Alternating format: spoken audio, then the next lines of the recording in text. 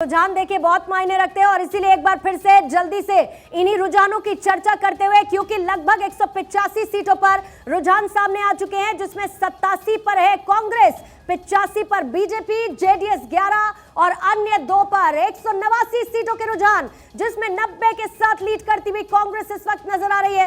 तेजी से बदलते आंकड़े और रुझान नतीजों में कितनी देर में तब्दील होते हैं, यह देखना होगा। 1 से 1.5 घंटे का इंतजार करना होगा और उसके बाद कर्नाटक विधानसभा चुनाव 2023 की तस्वीर क्या है वो साफ हो जाएगी। प्रधानमंत्री मोदी का जोरदार कैंपेन और कांग्रेस की तरफ से भी एक कैंपेनिंग जो कर्नाटक में देखने को मिली, किसको कितना फायदा पहुंचा देखिए। बैलेट पेपर काउंटिंग और उसके बाद ईवीएम खुलेंगी। ईवीएम में कौन कौन से बड़े दिग्गज जो मैदान में है कैसे लीड करते हुए नजर आएंगे। येदियुरप्पा के बेटे लीड करते हुए देखिए अमित अभी नजर आ रहे हैं। इसके साथ ही और तमाम बड़े लीडर पूर्णिमा पीछे चल रहे हैं। ये बड़ी खबर है और ये खबर बीजेपी के लिए बहुत अच्छी है कि अगर किसी व्यक्ति का टिकट काटा गया तो उसके पक्ष में वहां की जनता ने साथ नहीं दिया। लेकिन ऐसा लग रहा था, जिस बात की चर्चा हो रही थी अमित, कि इसका नुकसान शायद बीजेपी को हो सकता है। अगर इस पर सर्वेश जी आप थोड़ा सा और इसको एनलाइटन करें। मैं अगर बात करूं मुद्दों की तो बीजेपी ने कई मुद्दे उठाए, कांग्रेस की तरफ से कई अपने मुद्दे उनके घोषणा पत्र में शामिल किए गए, संकल्प बीजेपी ने लिया। लेकिन आपको सबसे ज्यादा अगर मैं कहूं ओवरऑल, बहुत क्लियरली बताइएगा, सबसे ज्यादा इंपैक्टफुल आपको क्या नजर आया जो वहां की जनता को रिझा सकता है, या सबसे ज्यादा हर्टिंग द सेंटिमेंट वाली बात क्या आपको नजर आई?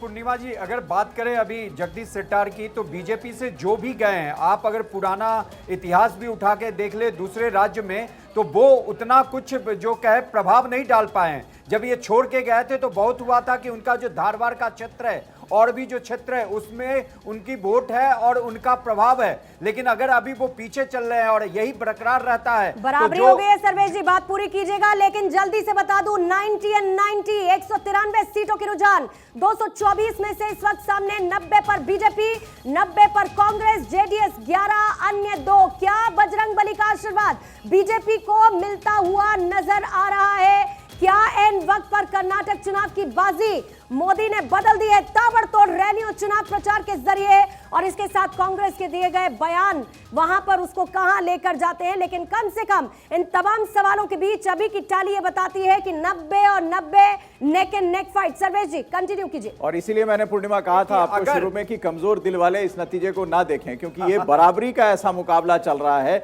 जिसकी ना उम्मीद भारतीय जनता पार्टी को होगी और ना कांग्रेस को, क्योंकि एग्जिट पोल ने तो बहुत मार्जिनली भी कांग्रेस को आगे बढ़ाया था। लेकिन जो रुझान दिख रहे हैं वो रुझान बिल्कुल बराबर नेक टू नेक फाइट है कांग्रेस और भारतीय जनता पार्टी के बीच। आपका दिल मजबूत है? बहुत मजबूत है। और देखिए सबसे बड़ी बात है कि जो कांग्रेस जो कह रही थी कि बीजेपी को उखाड़ फेंकेंगे, वो कहीं आंधी नजर नहीं आ रही है। यहाँ पे नेक टू नेक फाइट है। और दूसरी बात, जो मुद्दे की बात हो रही थी पूर्णिमा जी, कांग्रेस अगर अब मूल मुद्दे पे टिकी रहती, जो मूल मुद्दा था महंगाई, बेरोजगारी, और अगर 40% कमीशन सचमुच था वहां पे, अगर उसी मुद्दे पे रहती तो कांग्रेस कहीं एज रहती, क्योंकि कर्नाटक में कांग्रेस बहुत मजबूत स्थिति में थी, गुजरात वाली स्थिति नहीं थी या दूसरे राज्यों की तरह।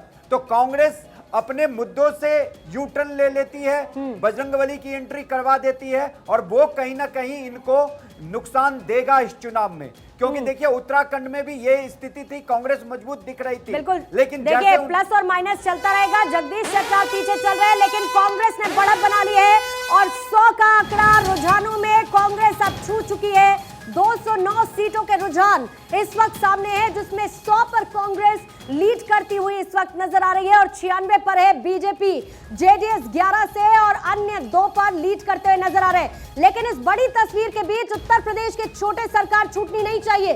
17 सीटों की हम बात कर रहे हैं और जहां पर बीजेपी लीड कर रही है 14 पर, समाजवादी पार्टी 3 पर, कांग्रेस का खाता नहीं खुला, बीएसपी का खाता नहीं खुला, अन्य का खाता यहां पर नहीं खुला है। यानी 2 बड़े राज्य उत्तर प्रदेश, जहां निकाय चुनाव के नतीजे, कर्नाटक में विधानसभा चुनाव के नतीजे, जहां 100 पर इस वक्त कांग्रेस मजबूत स्थिति में नजर आ रही है। लेकिन यह है रुझान और ये आंकड़े लगातार बदलते चलेंगे। जेडीएस के नागराजू इस वक्त आगे चल रहे हैं, बड़े बड़े दिग्गज जिनको लेकर जानकारी मिल रही है, कौन आगे कौन पीछे, ये बता रहा है बीजेपी, कांग्रेस, जेडीएस के कैंडिडेट्स की अभी की तस्वीर। लेकिन जेडीएस आत्मविश्वास से लबरेज अपनी शर्तों के साथ साथ देने की बात करती हुई, तो बीजेपी का कहना है कि डबल इंजन की सरकार बनेगी और कांग्रेस कह रही है कि हम जीत रहे हैं और इसीलिए जश्न की तस्वीरें दिल्ली के कांग्रेस दफ्तर से सामने आने लगी हैं। हालांकि इस तरीके की स्थिति बेंगलुरु में कांग्रेस दफ्तर से बहुत ज्यादा अभी नजर नहीं आ रही है, लेकिन दिल्ली में जश्न शुरू हो चुका है। और कांग्रेस के नेता कार्यकर्ता क्या कह रहे हैं अमित? वो कह रहे हैं कि जो पेपर देकर आता है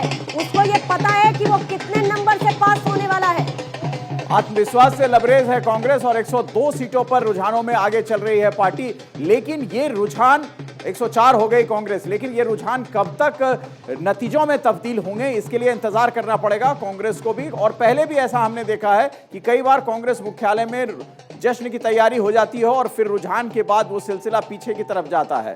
जगदीश शेट्टार कांग्रेस के नेता जो भारतीय जनता पार्टी से कांग्रेस ज्वाइन किया था, उन्होंने वो पीछे चल रहे हैं। ये बड़ी खबर आ रही है कर्नाटक से और इस पर बहुत ज्यादा उम्मीद कांग्रेस को भी थी कि जगदीश शेट्टार कुछ ना कुछ चेंज करेंगे माहौल, खासतौर से लिंगायत वोटों में एक बड़ा फेरबदल होने की कोशिश जगदीश शेट्टार के नाम पर थी। लेकिन वो अभी तक के जो रुझान आए हैं पूर्णिमा, उसमें दिखाई नहीं दे रहा है कि जगदीश शेट्टार का कोई जादू चल रहा है। उधर प्रियंक खड़गे जो मल्लिकार्जुन खड़गे के बेटे हैं वो आगे चल रहे हैं। कांग्रेस के लिए एक सुखद बात यह है कि वो आगे चल रहे हैं। वरुणा सीट से सिद्धरामैया आगे चल रहे हैं। कांग्रेस के डीके शिवकुमार, बड़ी खबर है ये, डीके शिवकुमार कनकपुरा सीट से पीछे चल रहे हैं, जेडीएस के नागार्जुन से पीछे चल रहे हैं। यानी बड़ी खबर, कांग्रेस के प्रदेश अध्यक्ष डीके शिवकुमार इस वक्त रुझानों में पीछे चल रहे हैं।